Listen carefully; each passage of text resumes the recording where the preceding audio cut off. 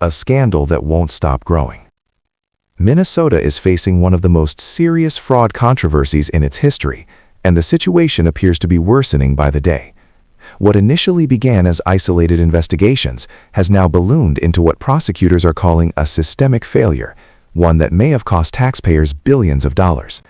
At the center of the storm is Governor Tim Walz, whose administration oversaw the state during the years when much of this alleged fraud occurred. A senior federal prosecutor recently suggested that the total amount of fraud tied to Minnesota programs could exceed $9 billion, an estimate that has shocked both lawmakers and residents.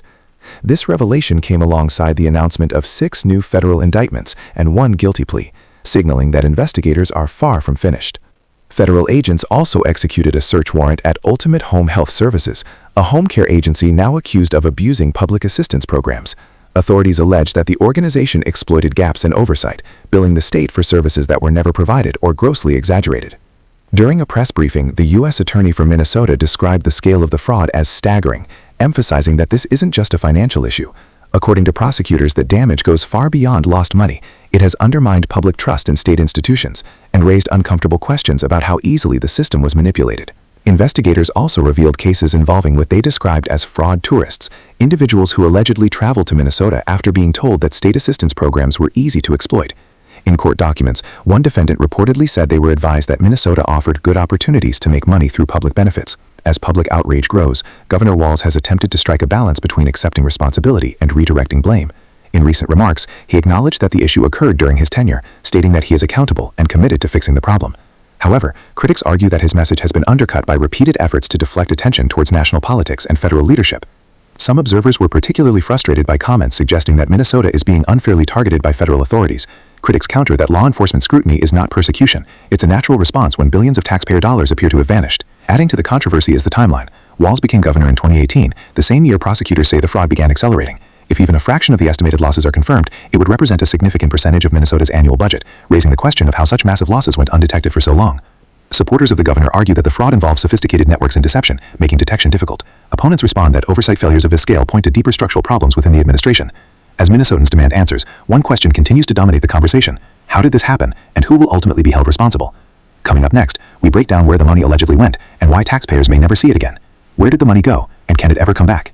As investigators peel back the layers of Minnesota's expanding fraud scandal, one troubling reality is becoming increasingly clear. Most of the money is likely gone for good.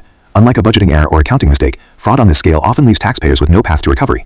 Federal filings detail how some defendants allegedly spent public funds on luxury items, expensive vehicles, international wire transfers, and even cryptocurrency investments.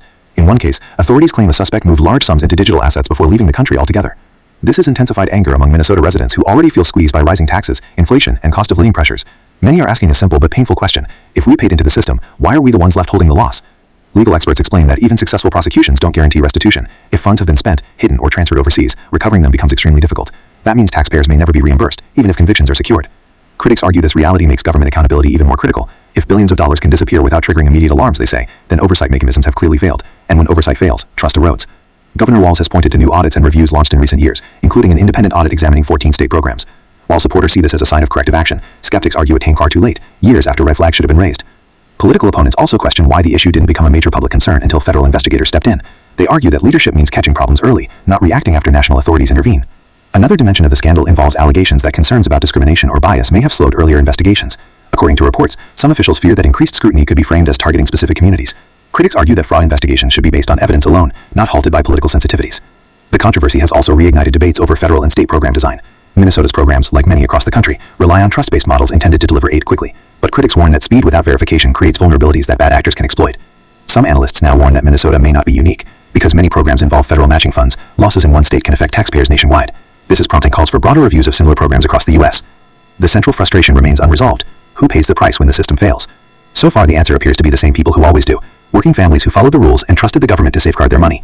Next, was this failure unavoidable, or was it enabled by leadership choices that went unquestioned for years? Accountability, leadership, and the question of resignation.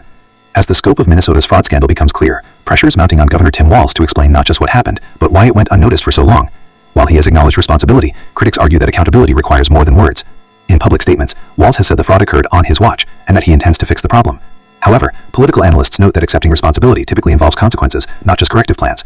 Opposition voices argue that if a private organization lost billions under similar circumstances, leadership changes would be inevitable. In the public sector, they say, accountability should be no different. Some commentators point out the irony of claiming both responsibility and ignorance. If the fraud was truly invisible, critics ask, what does that say about oversight? And if warning signs existed, why weren't they acted upon? The issue has also become politically charged due to Walz's national ambitions and alliances. Detractors argue that the scandal raises serious questions about vetting, leadership readiness, and administrative competence. Meanwhile, supporters caution against politicizing an ongoing investigation. They argue that federal prosecutors, not cable news panels, determine wrongdoing. Still, even among moderates, there is growing concern that the administration underestimated the scale of the problem for too long. Adding fuel to the fire are reports that investigations initially stalled due to internal hesitation. Whether motivated by legal caution or political optics, delays may have allowed losses to compound. Public confidence has taken a hit. For many Minnesotans, the scandal isn't about party affiliation, it's about trust. Trust that safeguards exist. Trust that warnings are taken seriously. Trust that leadership acts before problems spiral out of control. The call for resignation remains divisive.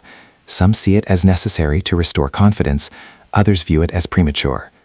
What's undeniable is that the scandal has left a lasting mark on the state's political landscape. Finally, could this be just one piece of a much larger national problem? And what happens next? A national warning sign, not just a Minnesota problem. As investigators continue their work in Minnesota, a broader concern is emerging. Is this happening elsewhere too? Experts warn that systems vulnerable in one state are often vulnerable nationwide. Many assistance programs rely on speed, trust, and limited verification, especially during emergencies like the COVID pandemic. While these features help people quickly, they also open doors for exploitation. Federal officials are now reviewing whether similar fraud patterns exist in other states. Because many programs involve federal matching funds, losses don't stop at state borders. They impact taxpayers across the country. This has led calls for reform, including stronger auditing tools, better data sharing, and earlier intervention when irregularities appear. Some lawmakers are pushing for reforms that balance compassion with accountability. The Minnesota case may ultimately serve as a cautionary tale, not just about fraud, but about what happens when oversight, politics, and good intentions collide. As the legal process unfolds, one thing is certain: the outcome will shape how public assistance programs are designed, monitored, and defended for years to come. The question now isn't just who is to blame, but what will change so this never happens again. Stay tuned, because this story is far from over.